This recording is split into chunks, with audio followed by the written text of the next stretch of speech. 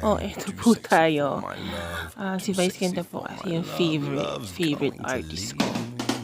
So, alam niyo naman po siya talaga yung pinakamagaling na komedyante talaga sa buong mundo at pinakamaganda. Maganda po yung fashion niya, maganda yung style niya, napakabait, mukha talagang Angelina Jolie at never po siyang namamahiya ng tao sa Showtime. Sobrang galing po niyang comedian, favorite ko po yung movies niya. Actually, ang movie po nakikita natin yung The Revenger. Ano, trailer po niya 'to. Tsaka po si Vice may movie po siya yung nauna Private Benjamin. Sobrang galing rin po niya dun. So, lagi niyo siya po pinapanood sa Showtime. Napakagaling po niyang artista, comedian, hindi po mayabang, mabait, saka pamilya. Ito po yung sabi ko, pinaka-idol ko, pinaka-best friend ko sa mind ko. Siya talaga yung po inspiration ko